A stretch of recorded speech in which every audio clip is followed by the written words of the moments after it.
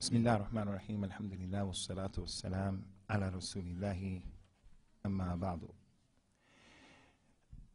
The topic today that I've been assigned to deal with is the topic of al-Hasad, which is the malicious and the dangerous envy. And we have to put malicious before envy because there are two types of hasad, as I think most of you know.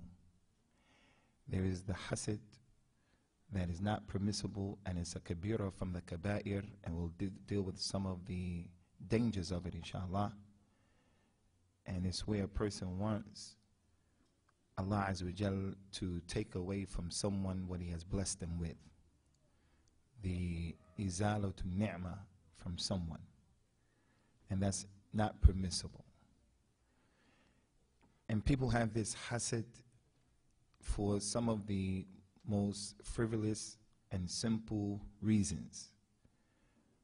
Someone will see that a person has nice hair, long hair, and they'll have hasad. They have nice eyes, they'll have hasad.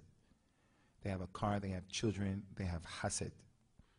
Their children were able to succeed at the educational level, they'll have hasad. So they look at that situation and they hope and pray and they wish and they bite their fingers that that ni'mah will be taken away from that individual.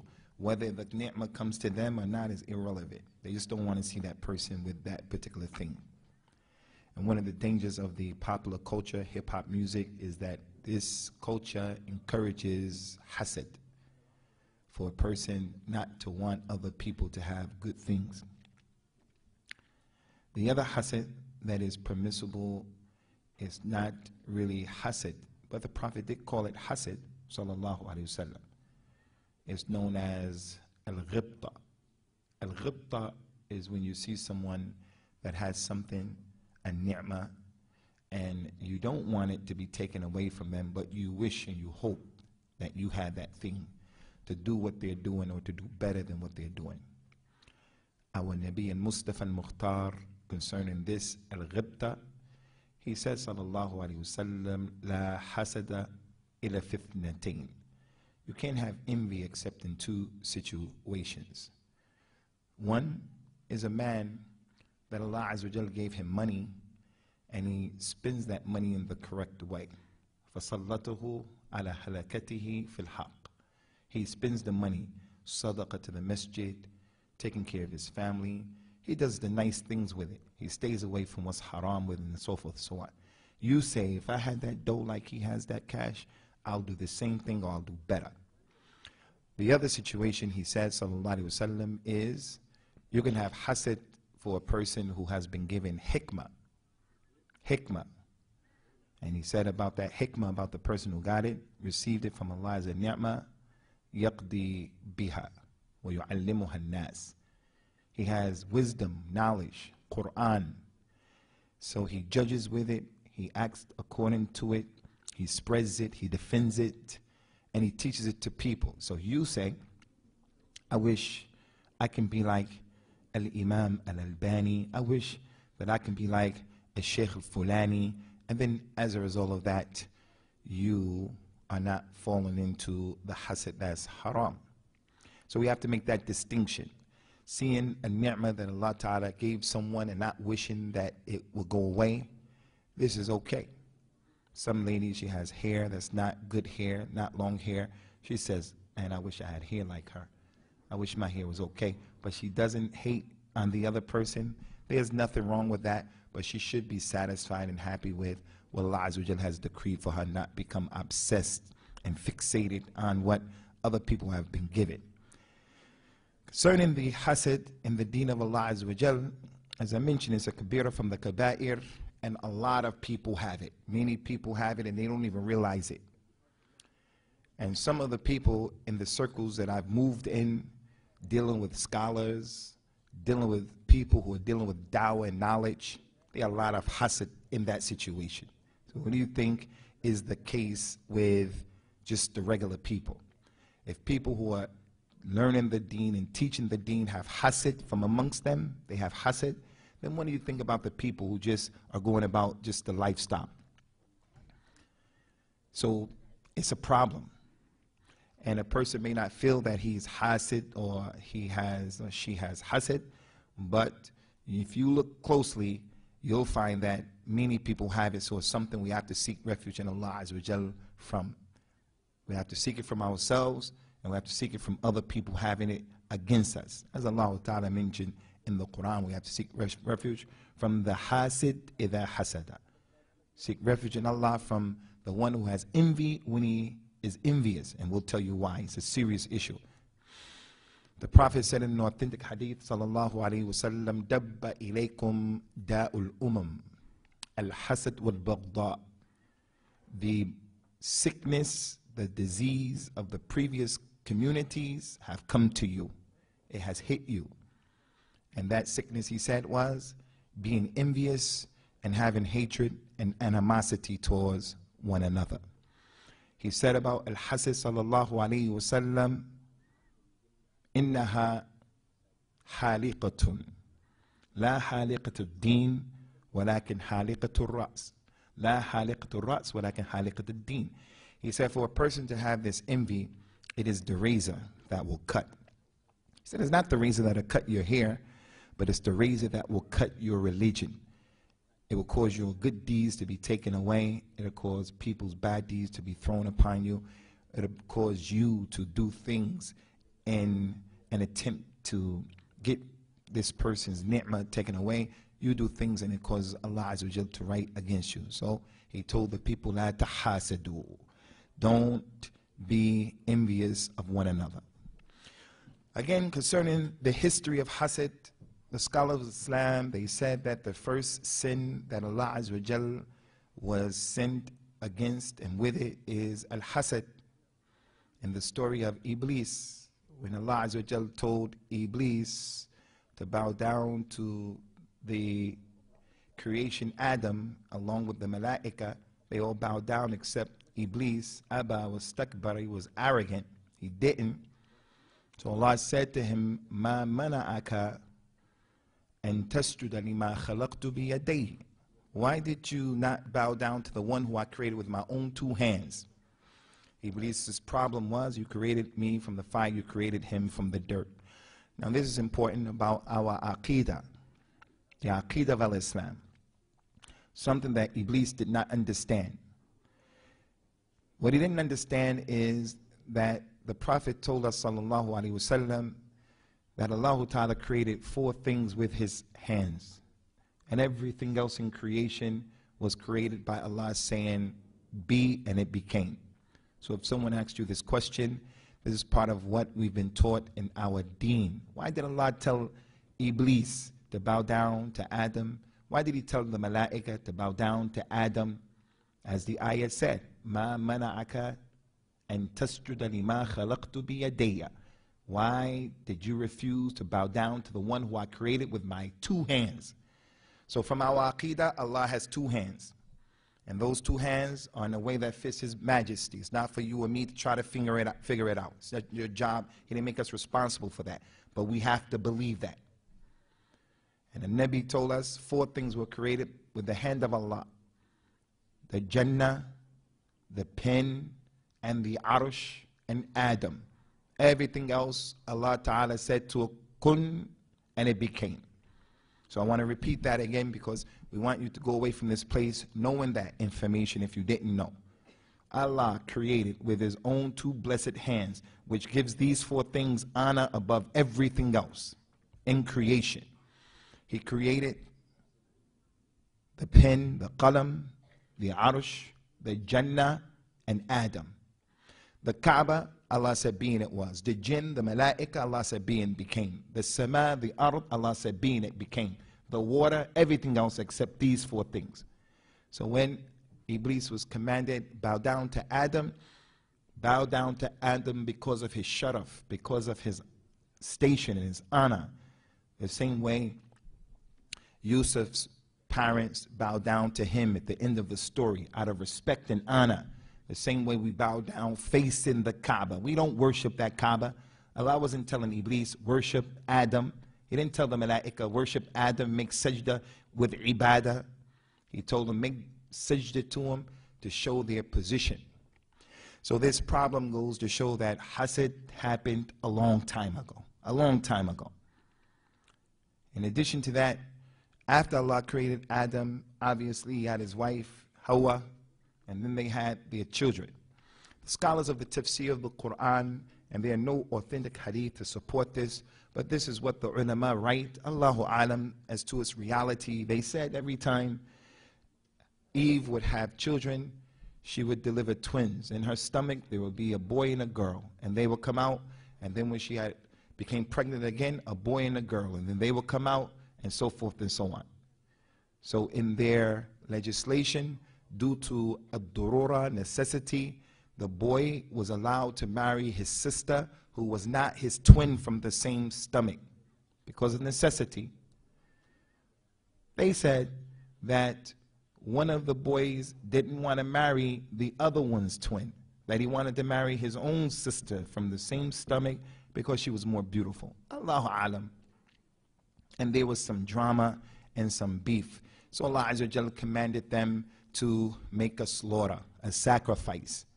One of them slaughtered a big fat ram, and Allah accepted it. And the other one, who caused the problem in the first place, he offered some of the worst vegetation that he had, and Allah didn't accept it. And this issue was mentioned in Surah Al-Ma'idah, if you go back to deal with the tafsir of that. وَاتْلُ عَلَيْهِمْ نَبَى بْنِي آدَمَ بِالْحَقِّ إِذْ قَرَّبَا قُرْبَانًا فَتُقُبِّلَ مِنْ أَحَدِهِمَا وَلَمْ يُتَقَبَّلْ مِنَ الْآخَرِ قَالَ لَأَقْتُلَنَّكَ قال إنما يتقبل الله من المتقين وإن بسطت إلي يدك لتقتلني ما أنا بباسط يدي إليك لأقتلك إني أخاف الله رب العالمين إني أريد أن تبوء بإثمي وإثمك فتكون من أصحاب النار وذلك جزاء الظالمين فطوعت له نفسه قتل أخيه فقتله فأصبح من الخاسرين. This story is an important story if you want to learn about Hasad. The Hasad of the people today is a replica of this story. Allah told the Nabi sallallahu alaihi wasallam, tell them, Muhammad, the people in this place right now and the people who want to listen to the Quran, read to them the story of the two sons of Adam. When both of them made a sacrifice, made an offering, it was accepted from one and it was rejected from the other one. So the one who was rejected from, he said, verily, I'm going to kill you. I'm going to kill you.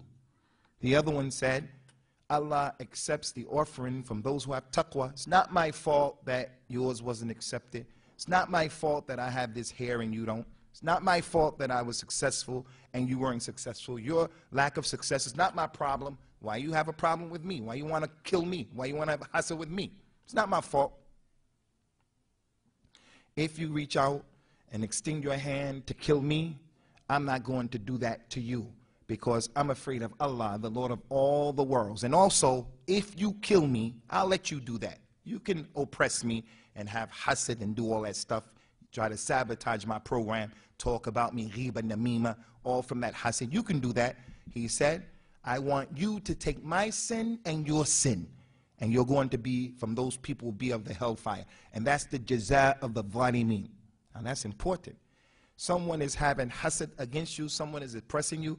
The Prophet used to tell his companions in this community, sallallahu alaihi wasallam, he used to say, like he told Abu Dhar, during the time of fitna, kun kibni Adam al-maqtul. Be like the son of Adam who was killed. If you had a choice of being one of the two, be the one who was killed. Let the people oppress you. Let the people take your rights. Doesn't mean you don't try to defend yourself and push it off. But if you are the mazloom, if you're the one who's oppressed, the one who was oppressed said, Inni uridu an tabu'a bi ithmi wa ithmika. I want you to take my sin and your sin by what you're doing. He's going to take his sin in that he's going to receive whatever good deeds that he has, or he's going to have his bad deeds thrown on him. So this story and this aspect of the story is important with hasad and other than hasad. I want you to take my sin and your sin, and you're going to be of the people of the hellfire, and that's the reward of the zalimin. The ayat said, فَتَوَّعَتْ لَهُ نَفْسُهُ قتل أخيه. So he listened to his nafs, the wiswas of his nafs that made him preoccupied, made him fixated on this issue. So he killed his brother, and he became of those people who are the khasirin, those people who are the losers. Now this is important to understand. This is important. Although Adam's son killed his brother and murder is from the Akbar al-Kabair, that doesn't mean that his brother was a kafir. It doesn't mean that. As long as the person didn't make shirk billah azza wa jal, he will go to Jannah. If he doesn't make shirk with Allah, whatever sin the person does, homosexuality, lesbianism, he murders someone, whatever, riba, zina, khamr, whatever. If he didn't make shirk with Allah azza wa jal, he doesn't go outside of the da'ir or the circle of al-Islam. So in this case, Adam's son, we're not going to say, and we shouldn't say, that he's a kafir because he killed his brother, is a kabira from the kaba'ir, and he shows some sense of sorrow in what had happened because he wanted to hide the body of his brother and so forth and so on. So that goes to show the story, many points and benefits from the story, goes to show hasad is qadim, that it will cause a person to kill someone who is close to him for something that is not even his fault. Both of them were in the position to do the same thing. He chose to do something, an ibadah, a dhabh, to get close to Allah, and he took the best animal. How are you going to blame him for that? How are you going to blame him for that? So, al-hasad is a long time ago.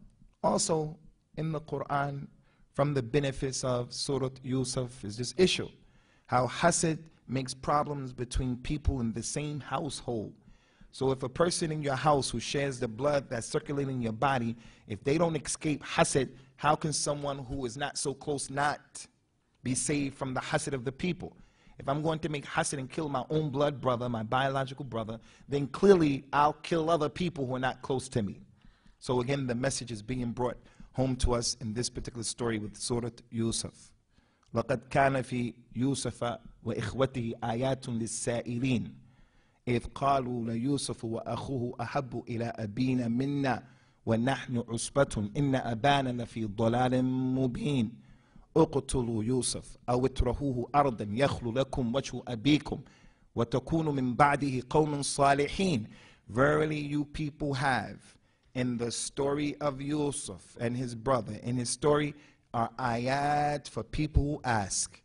People want to know and they want to ask, what is the evil of hasad? And other than that, what is the evil of men and women being together alone, al-khalwa, and being alone? You want to know about that? What is the benefit of having sabr? What is the fitna of the sijn? What is the fitna of being in position and power? You want to know? In the story of Yusuf is a lot of those benefits. When the brothers of Yusuf said to one another, verily Yusuf and his brother Binyamin, they are more beloved to our father than we are, and we are a strong band of people. Kill Yusuf or throw him away. Put him in a far off land. And then after that, after we do that, we'll become people who make tawbah. We'll kill him, we'll get rid of him, and then our fathers will look at us, and he'll only pay attention to us. And then after we kill him and do the crime, we'll make tawbah. This is another important issue. It shows the problem with hasad.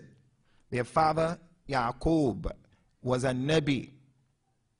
The fact that he loves Yusuf and Binyamin more than you, his love is pure. It's inspired by Allah. It's divine. What's your problem? It's not like some other people who they love one of their children more than the other and they're not fair and just. No, his love is divine. What's your problem? In addition to that, he's your brother. One is the youngest one.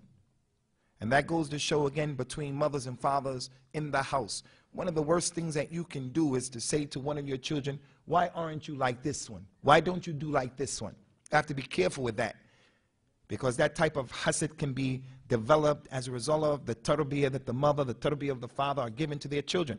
A man may have more than one wife and children from both wives. Or they may be the same, sharing the same mother and the father. If you don't treat them right, there are problems. She was married before. Her oldest daughter, eldest son, their father died. Now she got married again. She has new children from another man. If you're not careful with the way you treat them, you can plant the seeds of this hasad between your own children. In trying to solve the problem, they wanted the love of their father.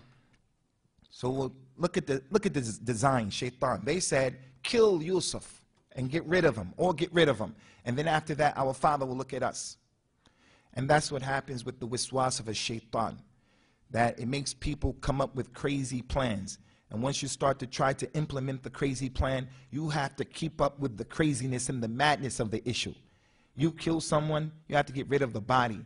You go and you get acid and poured on the body, it's another problem, and another problem, and another problem.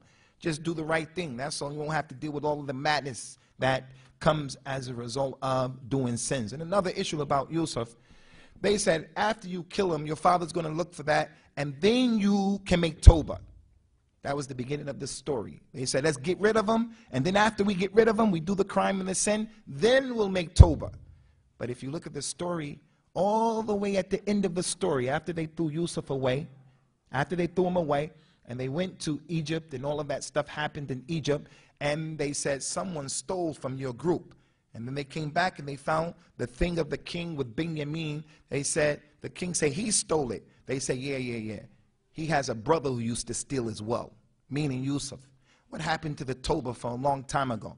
And that's the nature of sin. If we procrastinate, I'll do the sin and then make Tawbah. Usually you don't make Tawbah. Just make Tawbah and drop the issue right then and there.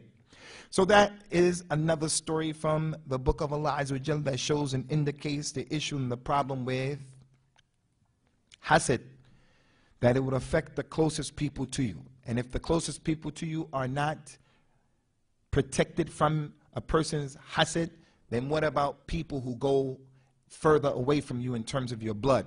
And that's one of the important aspects of the lesson.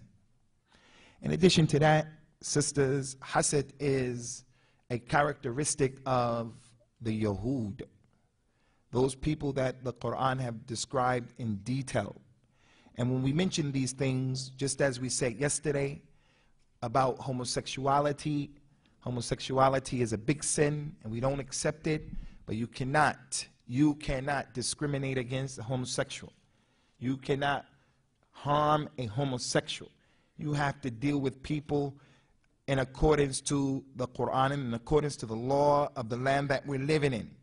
So we mention these things and we don't hide them. This is what the Quran and the Sunnah said about these issues, but the Quran and the Sunnah allowed us to exist in this place and to exist in the way where the law doesn't go against our deen. We have to be people and do things that are universally accepted. So if we were to sit here and say that the Yahud are a group of people who have been described in the Quran as having hasad, it's not permissible for anybody to discriminate against them, to harm them. This is what the Quran says. So stay away from the two extremes. One extreme is the people who want us to deny what's in the Quran and the Sunnah, and they say homosexuality is okay.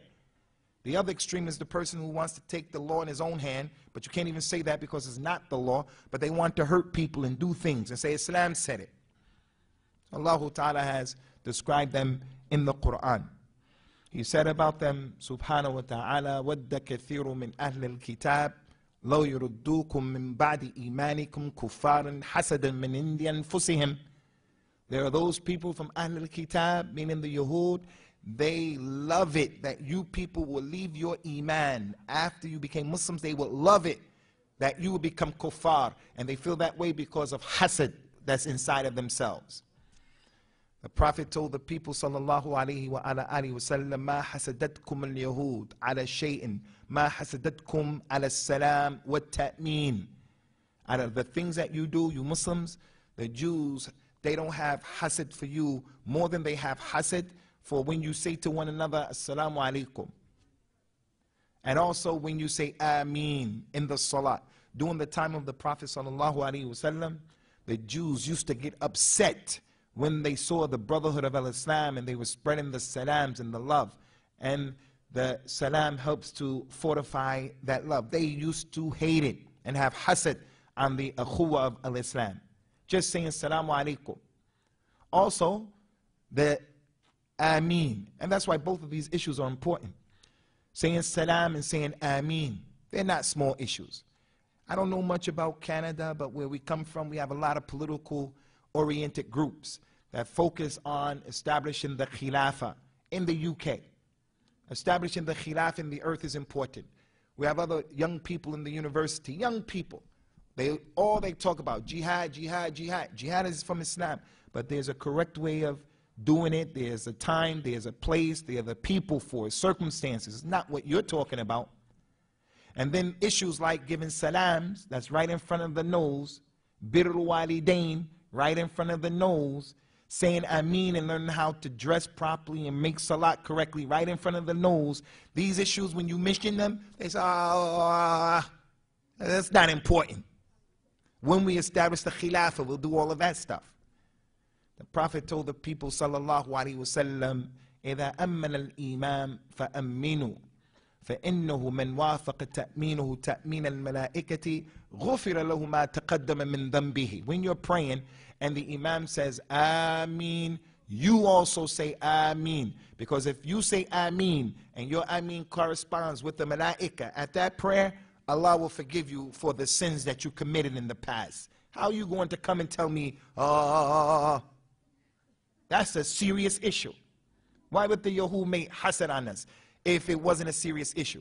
So the shahid from that kalam, and the point from that kalam, is Hasad is a characteristic of the Yahud. And what's really crazy is that people, because of our religion and this issue of al-wala wal-bara, we look at the Yahud a certain way. And the person is talking about the Yahud against the Yahud, politically oriented people, and other than that, the Yahud, maghdubi alayhim, the Yahud. But there are people who have Hasad.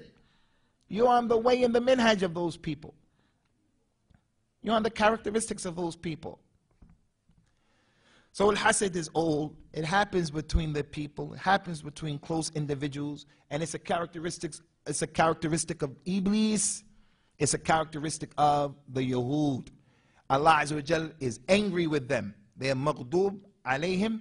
Why? Because this is one of the reasons. So one of the things that a person can receive Allah's anger is if he has this hasad. Because hasad has a few problems and dangers. One of the many problems of al-hasad is that the person is upset with the qadr of Allah, the aqdar of Allah, what Allah Azza wa Jal has decreed. Allah gave him knowledge. Allah gave her good looks. Allah allowed their children to excel academically. Allah allowed him to accomplish this and to open his business. Allah gave him and him and him and him. That's from the qadr of Allah. Allah mentioned in the Quran, أَمْ يَحْسَدُونَ النَّاسَ عَلَى مَا آتَاهُمُ اللَّهُ مِنْ فَضْلِهِ. Do they have hasad against the people because of what Allah gave them from His fadl? Some of the poor Muslims came to the Nabi sallallahu alaihi wasallam and they complained, Ya Rasulullah, the aghniya, dhahab al-aghniya, bil-thubur. They went off and they took all of the rewards. They pray the way we pray. They fast the way we fast. They make hajj, we make hajj. They do all of these things. But they passed us because they have extra money.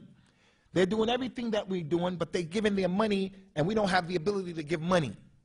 So the Nabi said, you want to know something that will let you catch up to them or even pass them? Yes, Ya Rasulullah. He said, after each salat, say Subhanallah 33 times. Alhamdulillah 33 times. Allahu Akbar 33 times. When those fuqara heard that, they would make salat and they started doing that. The rich people saw what they were doing. They said, what are you guys doing? They said, the Prophet told us that. So the rich people started doing it. So the poor people went back to the Nabi. Ya Rasulullah, now they're doing what we're doing. So they make salat, we make salat. The people, they fast and we fast. But now they're doing the same thing that we're doing. The Prophet told them, sallallahu alaihi wasallam, ذَلِكَ فَضْلُ اللَّهِ يُؤْتِهِ مَنْ يَشَاءُ. That's the fadl of Allah. He gives it to whoever He wants to give it to. The fact that they're doing this and they have extra superfluous ability, it's not for you to become upset or mad with that.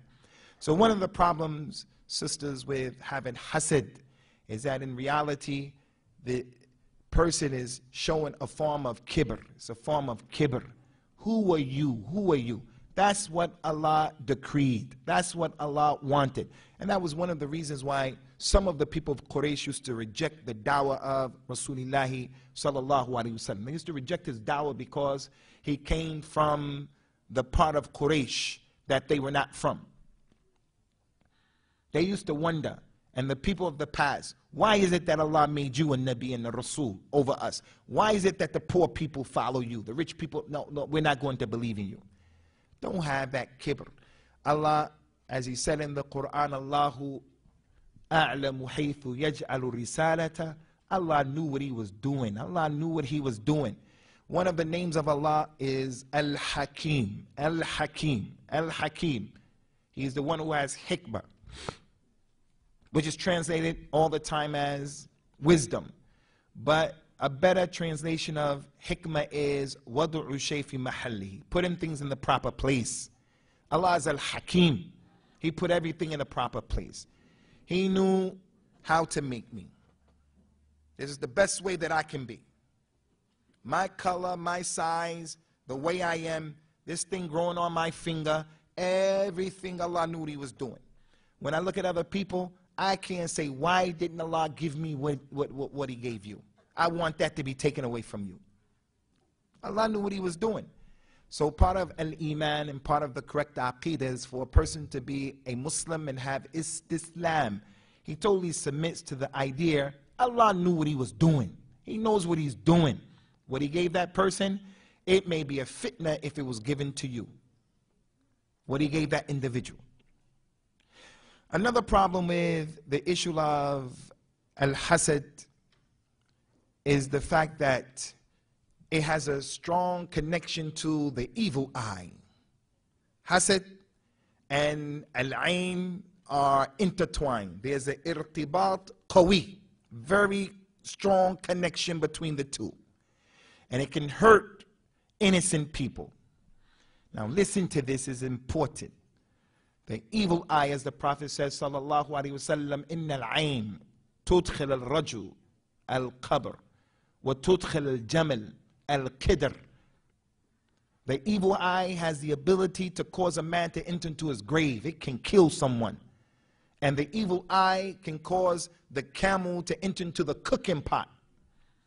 Someone looks at something, a nice car, and he has hasad, he can cause that car to crash, and people die inside of that car from his evil eye. Someone may say, oh, but that's dhulm. But no, Allah knew what He was doing when He allowed these types of things to happen.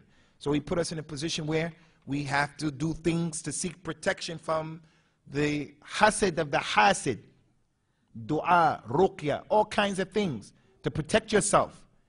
If you know that a person can give you the evil eye. One companion was swimming, bathing and swimming. He was bathing and go under the water to get the stuff off that he was washing with.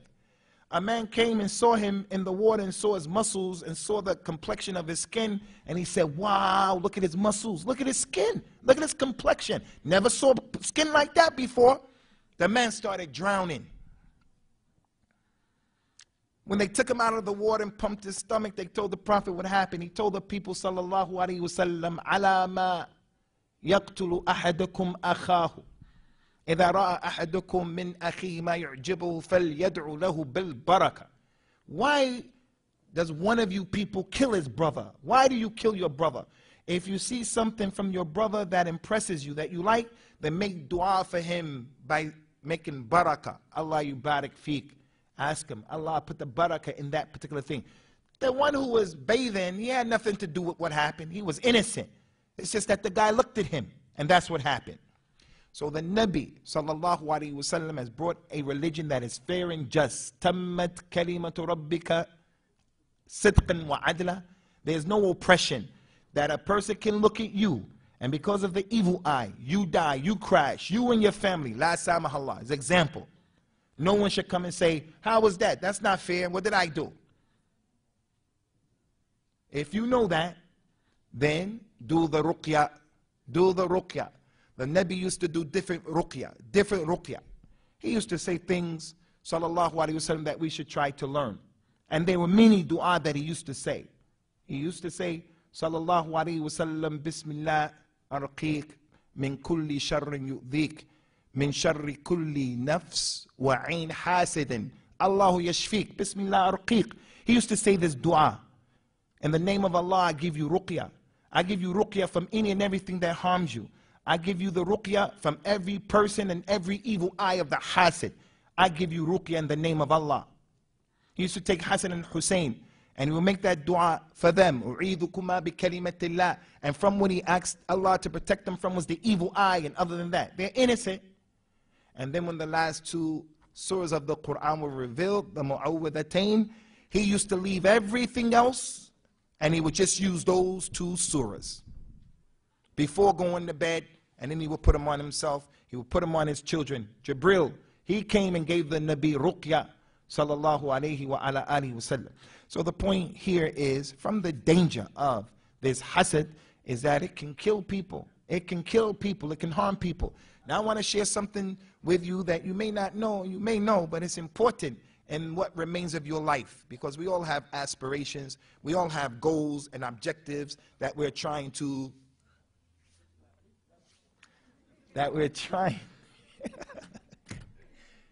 we all have goals and aspirations. This is important, sister Amatallah. This comes from the mouth of our Nabi, the perfect Murabbi, Alim, knew what he was talking about. He knew people. He said in the hadith that's authentic, it's Hasan, Ista'inu ala injah hawaijikum bil kitman fa inna min wara kulli ni'matin mahsud. This is tremendously important. He said, if you want to be successful in the things that you plan on doing, you want to get married, you want to marry off your child, you want to travel, you want to buy a new house, you want to buy a car, you want to move from this place to that place, whatever you want to do. He said, if you want to be successful in what you're going to do, then be quiet about it. Because every single ni'mah that Allah gave you, every ni'mah that Allah gave you, there's someone who is envious of that ni'mah. Don't be of those people who say, I don't have any enemies. You may not have any enemies as such, people who are opposing you and giving you problems and static. You may not have that.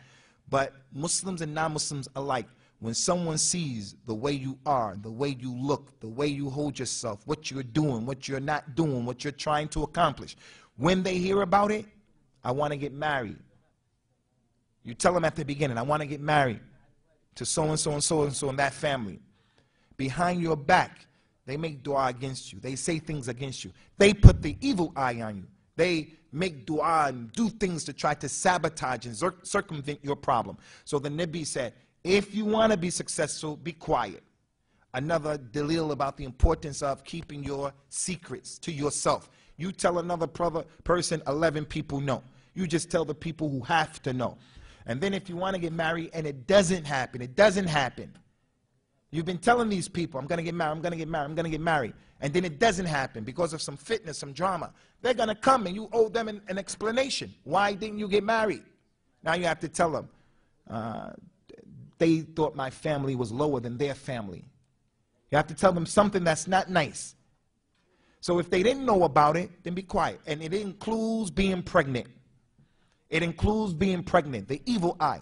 The Prophet said that there was a snake, sallallahu alaihi wasallam, that if you see it, you know the snake can be a jinn, believe in jinn. So if you see a snake, a normal snake, you got to tell him, get out 3 times. He doesn't get out, you kill him. We believe that. Someone else may think that's some hocus pocus, crystal ball stuff, but we believe that. That's what our Nabi said. You see a snake? Now that doesn't mean like as a lady, I'm like you. I don't like snakes. I don't like mice and stuff like that. I can fight, but if a mouse came, I'm going to be like most people. It's just a mouse. So that doesn't mean if a snake comes, you just calm down. You can run away from the snake. But if there is a snake in your house, like back in Somalia, Sudan, where you come from, you have to tell the snake, get out. Get out, get out. He doesn't get out, then you can kill him. You'll be protected. There is another type of snake that you don't have to tell him to get out. He's the snake with the small tail, and over his eyes there's a lump. The Nabi said that that snake, when he looks at the pregnant lady, he causes her to abort the baby from his evil eye. You're pregnant. Don't go around telling everybody, I'm pregnant, I'm pregnant, I'm pregnant, especially in the first trimester, the first 3 months. That's the critical time. Don't tell people. That's a ni'mah. That lady who didn't have a baby, that lady who lost her baby, some people are like that. When she hears you're pregnant, she has envy. Why? Why did I lose my baby? Why I can't get pregnant? Why can't she get pregnant? Why is it? and then she gives you the evil eye from her hasad.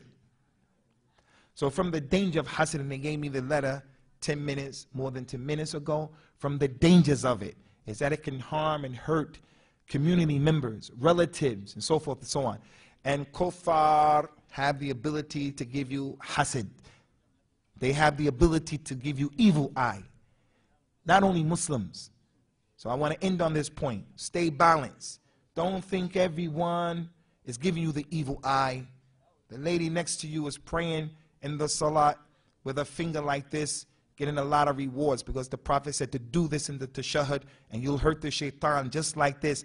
And she says, Assalamu alaikum wa rahmatullah. Assalamu alaikum wa rahmatullah. And you're looking at each other. When you do this way, she's going the other way.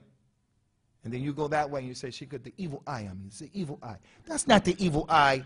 She's just making salat. So don't go overboard. Everything evil eye, magic, magic. I have a nosebleed, evil eye, evil eye. I slipped on the ice, evil eye. Not like that. You have to be balanced. That's the one advice. Second advice, learn those dua. Learn those dua. If you are a mother and you're giving your baby that pure milk, you choose not to give them that milk from the can, cow's milk, this, that. You're giving them that pure milk from his mother. Your aqidah is the same purity that you have to give to that child. Not hocus pocus kalam. And that pure milk, part of it, that pure aqidah, is to make dua for that defenseless child, as Ibrahim used to do for Ismail and for his brothers Haq, as the Nabi sallallahu alaihi wasallam used to do for Al-Hasan and Hussein radiyallahu anhuma. Dua, dua, dua. And those last two surahs of the Quran, they are sufficient inshallah in terms of the hasad. So we're going to stop here inshallah ta'ala, and I think there's a Q&A session right now. It's going to be for the next 30 minutes with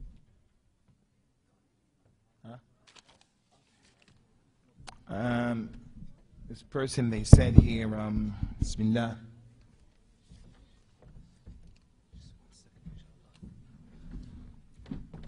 Inshallah, we're going to take the questions and answers right now on question sessions. Sheikh Abdullah Idris and Muslih Khan are going to come to the stage. If you did not write your question in time, the mic on the right side is working, so inshallah, just go up there.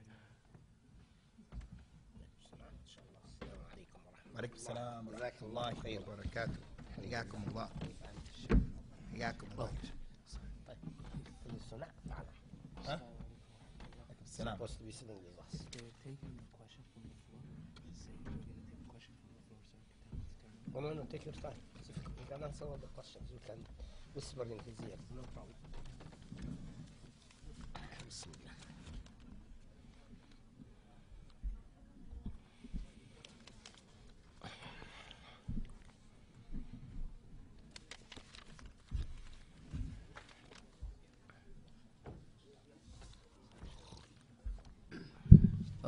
Inshallah, we're getting complaints about the food in the hallway and the drinks. Please refrain from doing that. Jazakumullah khair. Sheikh, نقسم هذا قسمين. Oh, you're with us as well. Yeah. I'm going to take these amounts. Most of these is with the evil eye that I just gave.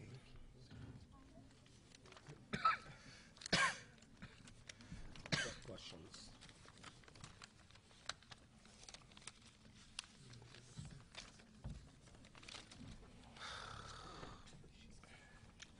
Bismillah ar-Rahman ar-Rahim, alhamdulillah, wassalatu wassalam ala rasulillah. Inshallah, we're going to try to get through these questions as quick as possible with succinct answers so that we can get the bulk of your questions answered. So this person wants to know, is it permissible for the lady to wear nose piercings? Are they haram?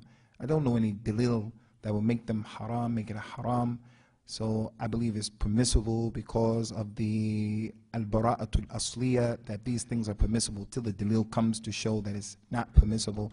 But if she does choose to wear the earring in her nose, the nose ring in her nose, It is part of her zina. So in that case, no one should be able to see that except her mahrams. As Allah Ta'ala mentioned in the Quran, وَلَا يُبْدِينَ زِينَتُهُنَّ إِلَّا مَا ظَهَرَ مِنْهَا وَاللَّهُ أَعْلَمُ.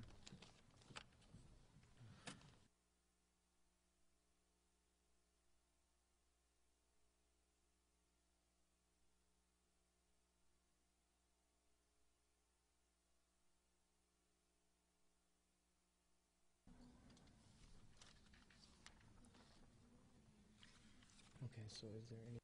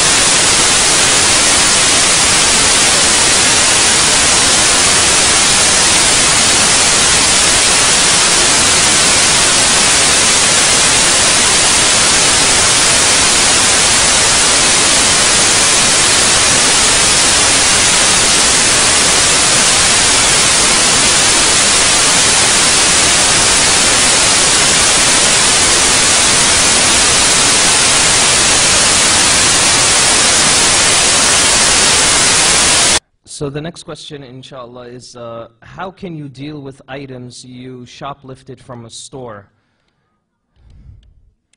Also, I really want to make it right and repent, but I don't know if I should return the item or throw it in the garbage or pay for it.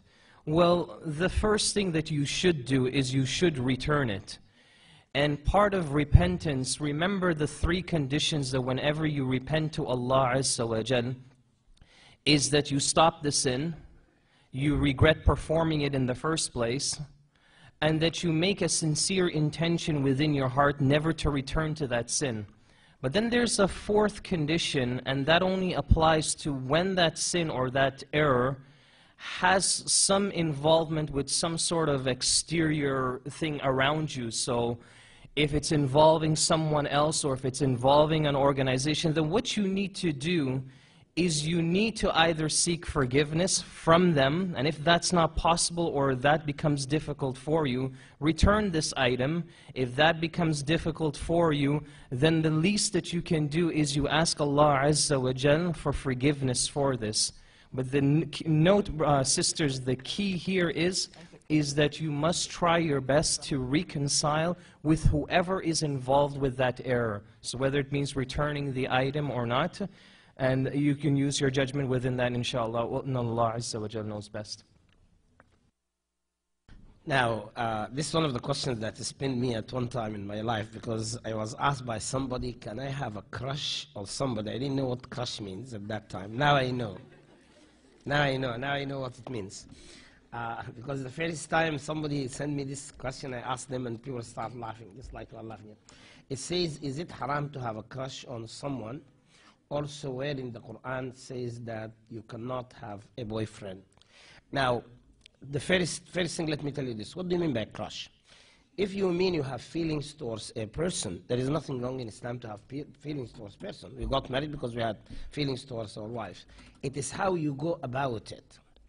Because in the Quran, this has nothing to do in relation to this, but the reference is made in the Quran, Surah Al-Baqarah. Allah subhanahu wa ta'ala says about a woman who divorces, her husband dies and so on, that you don't approach her during the time of her iddah, but you can insinuate to her. And Allah says, لا جناح عليكم فيما عرضتم به من خطبة النساء أو أكننتم في أنفسكم. Or what you keep in your heart, what you keep in hand is feeling towards people. Now, the question is how you go about it. And then, is it doable? If you have a crush on somebody who's haram for you to marry, forget about it, because that's the rule of Allah subhanahu wa ta'ala. If there is a person who's marriable to you, because there are certain people that you cannot marry them. So in this case, yes, it depends on how you go about it. Now, in the Quran, Allah subhanahu wa ta'ala prohibited everything that is not legal. Again, what do you mean by boyfriend? By the way, there's terms here. People get scared of them because of the notion. If a person wants to know a family, you want to have a relationship with a person, so long as you are within the rules of Allah, then there is nothing wrong. This is how people proceed marriage, how they do things they have. It depends on how you go about it. I think someone from the floor wants to put the question forward, they said. Alaikum. Is it permissible for a woman to touch, read the Quran if she's a student of knowledge on her menses? Permissibility or the impermissibility of the woman touching the Quran while she's on her menses, طيب الله أيامكم, is an issue of ikhtilaf between the scholars of Islam, and no one is going to bring a definitive point of view that makes the other side clearly wrong. So this is an ongoing issue that we hear over and over and over again. I'm of the opinion that it is permissible to do so. That it is permissible to do so, number one, because this is what used to take place during the time of the companions. Is something that was common, what the scholars call ma'ammat bihi al-balwa, something that happens always throughout the centuries. So if it was impermissible, I believe there would be a clear dalil telling women you can't do this. A clear dalil, because it happened with them and it happened after them, and it continues to happen up to now, that women are going to have this sunnah of Allah in the daughters of Adam. The other dalil is the fact, as I mentioned earlier, you should take this point all the time, what the scholars call al-bara'atul asliya, that these things are permissible until the dalil comes to show that it's not permissible. And what they use to show it's not permissible, the ayat is referring to the angels, that no one should touch it except those who are pure. That ayat is referring to, not even the Quran, it's talking about the lawh al-mahfuz, that's up there. The angels are the only ones who would touch it. As for the Quran, many people touch it who are not pure. Many people, Muslims, non-Muslims, and so forth and so on. And then when we look at the practical life of the companions, Aisha radiallahu anha was performing the Hajj and her period came and she started crying, and the Prophet saw in that state, sallallahu alaihi wasallam, and he said, "Why are you crying?" She said, "Because my period came, meaning I won't be able to do all of these things because now I can't pray. I'm in a condition different from everyone else." He told her, sallallahu alaihi wasallam, that's the sunnah of Allah in Adam's daughters. All of them have that, for the most part. And then he told her, "Isna'i ma yasna' al-hajj illa la tutufi bil bayt." Do everything that the pilgrim does, but don't make tawaf around the Kaaba, because tawaf is salat and you can't pray. Go into the Masjid al-Haram and sit down, read the Quran, give sadaqah, go to Mina, go to Arafat, do everything other than that. Lastly, from the many proofs that give us at least isharat is when the Nabi sallallahu alaihi wasallam was in the masjid in al-Medina sallallahu alaihi wa ala alihi wasallam, and he told Aisha to give him a comb, and she said that I have my menses, meaning I don't want to come into the masjid. You in the masjid? He asked her, "Is your menses in your hands? Is your period in your hand?" So when she takes that Quran, when she takes the Quran, there's no problem.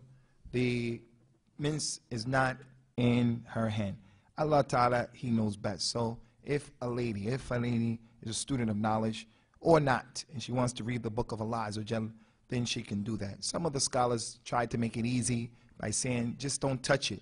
Take something like a pen or something and turn the pages like that. I see that as a takalluf. Just read it and inshallah, no problem. They said about the Nabi sallallahu alaihi wasallam, kana yadhkurullah ala kulli ahyanihi. He used to remember Allah in all of his situations, all of his conditions, everything. Laying down, standing up, this, that, whatever. So inshallah it's permissible. Wallahu a'lam.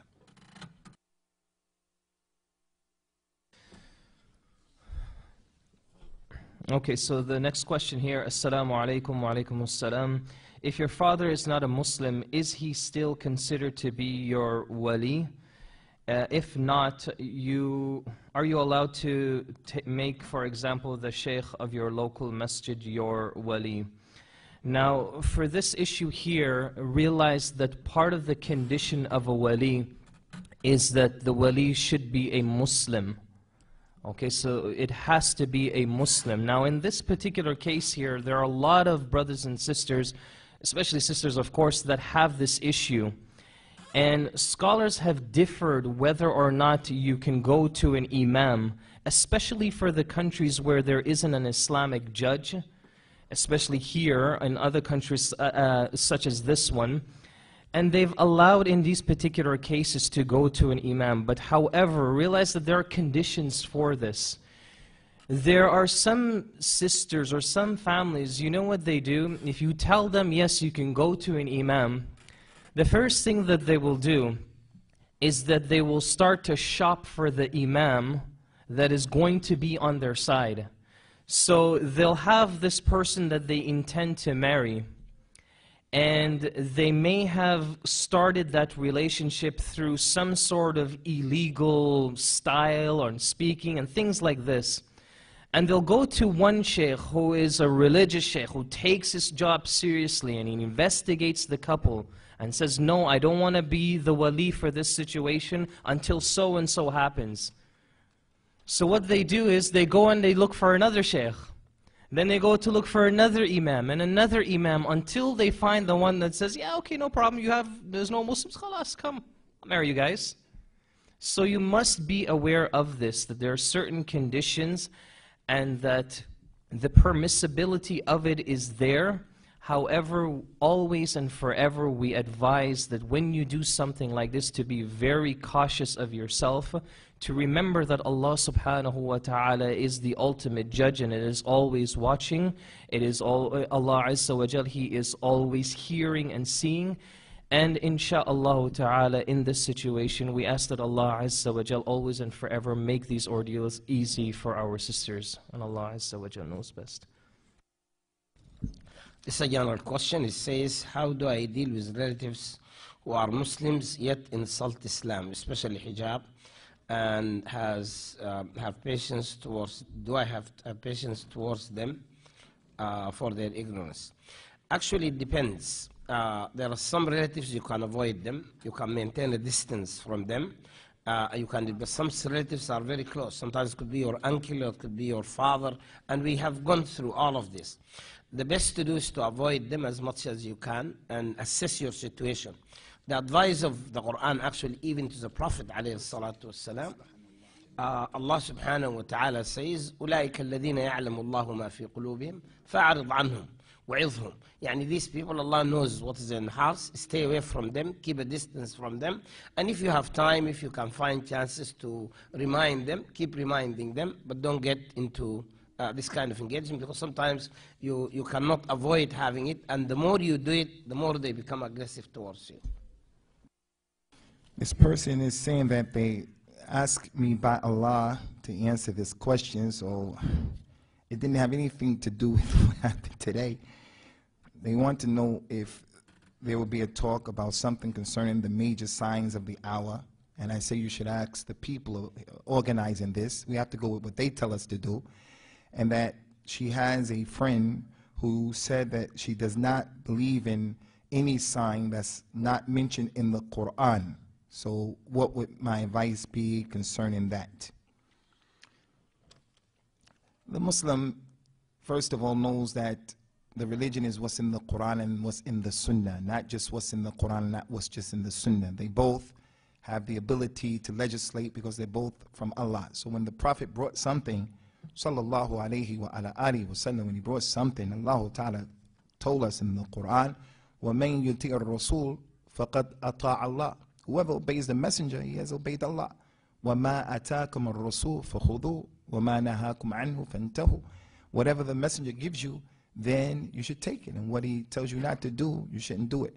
So the majority of the signs, major and minor, well, the majority of the minor signs are not in the Quran.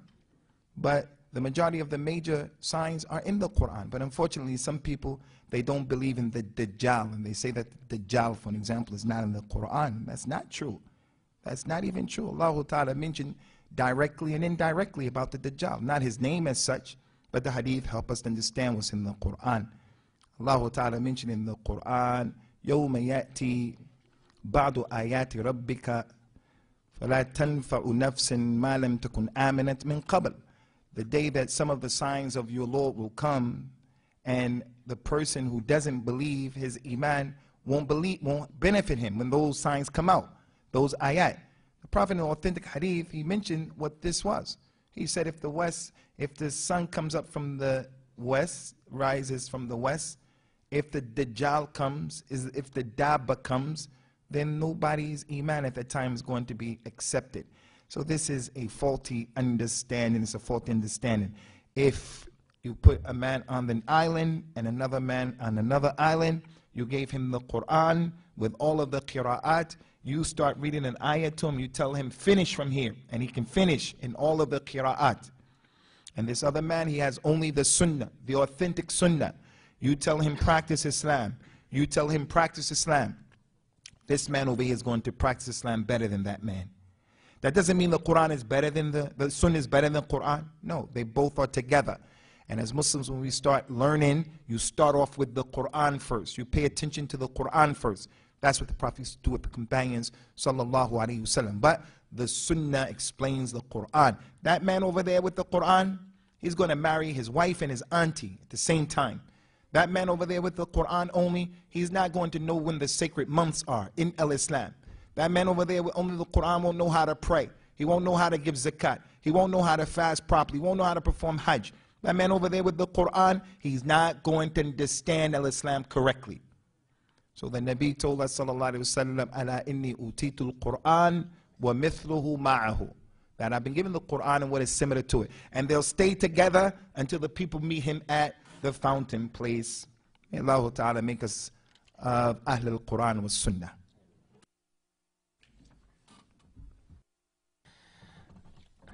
So here it says, is it halal to eat something that you didn't know that it was haram?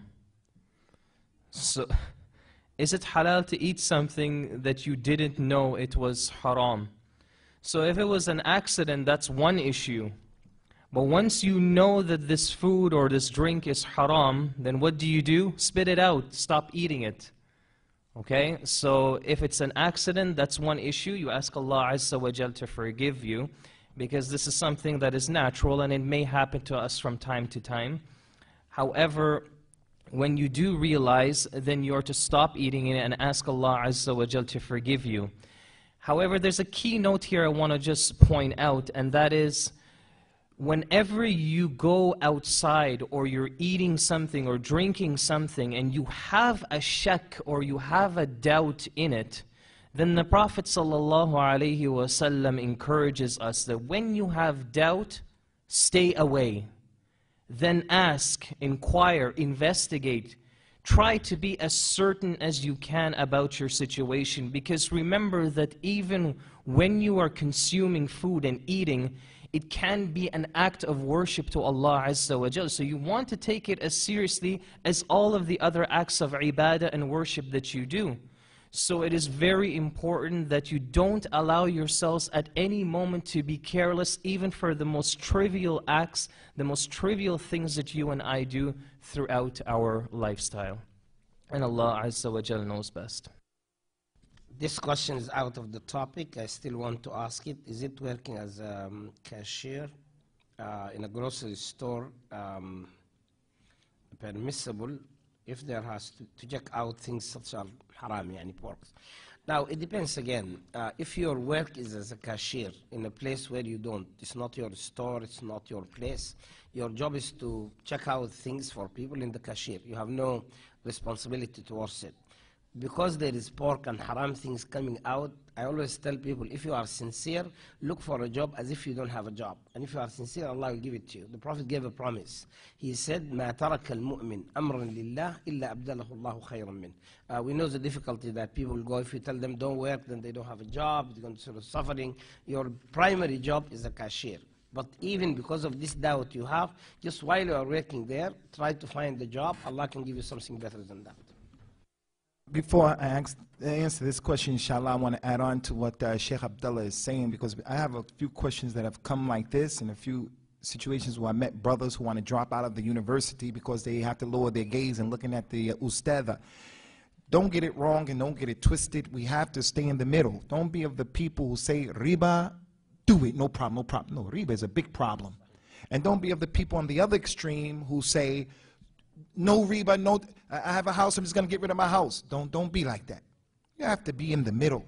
You have a house, you're working in this business, sister's a nurse, you want to know what you have to do, take your time and avoid the extremes.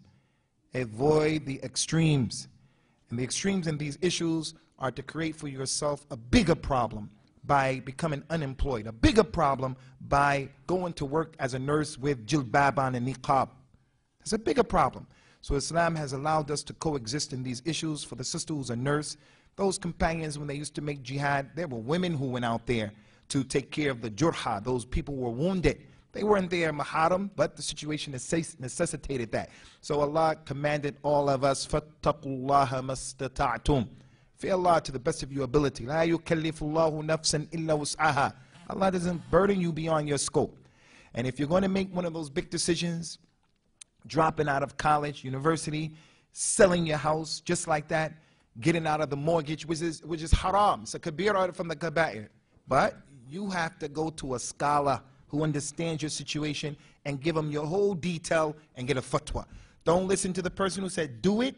Don't listen to the person who said don't do it.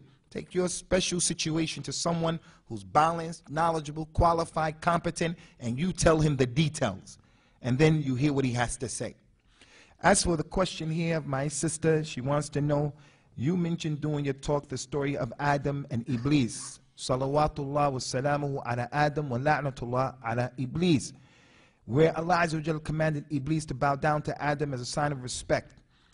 How Iblis, when he was told to do that as a way of honor for Adam and not a form of worship, are we then allowed to bow down to the kings of today, such as King Abdullah, to show their status? I think that's a pretty decent question. Leave off King Abdullah and the other kings of Islam. In West Africa, this is why I keep changing my clothes, because I'm going to send these DVDs to West Africa. So I don't want them to see me in the same clothes in all of the talks. So there in West Africa, in Nigeria, when you meet an older person, you have to bend down as a show of respect.